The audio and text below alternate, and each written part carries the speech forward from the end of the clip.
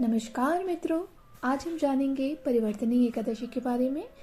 इसका सही डेट, शुभ मुहूर्त और इसका पारण का समय, साथ के साथ इसके महत्व को भी हम आज यहाँ पे जानेंगे।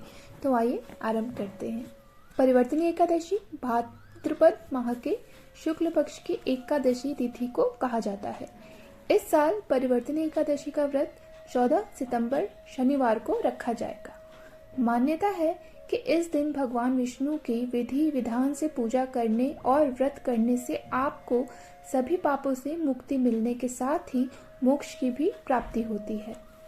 परिवर्तनीय एकादशी का महत्व इसलिए भी खास माना जाता है क्योंकि मान्यता के अनुसार इस तिथि पर भगवान विष्णु पाताल लोक में चतुर्मास की योग निद्रा के दौरान करवट बदलते हैं। इसलिए इसे परिवर्तनीय एकादशी कहते हैं। परिवर्तनीय एकादशी को जल झूलनी एकादशी और पद्मा एकादशी भी कहा जाता है। आइए आपको बताते हैं परिवर्तनीय एकादशी की तिथि कब से कब तक है और किस दिन व्रत रखना शास्त्र में सम्मत होगा।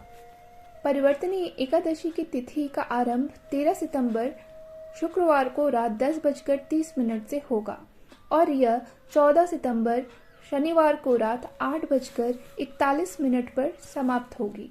इसलिए उदया तिथि की मान्यता के अनुसार परिवर्तनीय एकादशी का व्रत 14 सितंबर को रखा जाएगा, जबकि 15 सितंबर को सुबह 6:06 से सुबह 8:34 तक पारण करने का मुहूर्त है।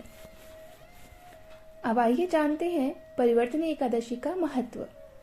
परिवर्तनीय एकादशी के दिन व्रत करने से व्रती के जीवन में सकारात्मक बदलाव आते हैं और उनको अक्षय पुण्य की प्राप्ति होती है। इस दिन स्नान दान करने का भी विशेष महत्व माना जाता है। एकादशी के व्रत को करने से भगवान विष्णु आपके आर्थिक कष्ट दूर करते हैं और आपके घर को सुख समृद्धि से भर देते हैं। इस दिन व्रत करने वालों को भगवान सांसारिक जीवन के बाद अपने चरणों में स्थान देते हैं। इस साल परिवर्तनीय एकादशी के दिन रवि योग शुभ संयोग भी बना रहे हैं। इस शुभ योग में व्रत की पूजा करने से आपको हर कार्य में मनचाहा फल प्राप्त होता है।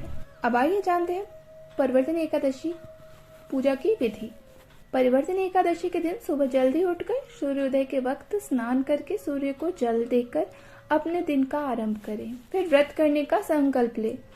इस दिन बाद लकड़ी की चौकी पर पीला या लाल कपड़ा बिछाकर भगवान विष्णु की प्रतिमा स्थापित कर ले और उसके बाद भगवान का पंचामृत से अभिषेक करें, पूजा करें और इसके बाद व्रत रखने का संकल्प करें। अब विष्णु भगवान को पीले फल फूल चढ़ाएं और साथ ही धूप दीप और नैवेद्य आदि अर्पित करें और साथ ही पीले फूल फल धूप दीप आदि नैवेद्य अर्पित करें। इसके बाद एकादशी की कथा का पाठ करें। सबसे अंत में भगवान विष्णु की आरती करें। तो लगी आपको ये जानकारी मुझे ज़रूर बताएं और इसी तरह की और जानकारी पाने के लिए मेरे चैनल को सब्सक्राइब करें ताकि इस तरह की और जानकारियां मैं आप तक पहुंचा सकूं। मैं यहाँ पे बहुत ही शॉर्ट और सिंपल में आपको चीज़ें बताती हूँ जिससे कम समय में और कम चीज़ों में आप पूजा की विधि विधान कर सकते हैं।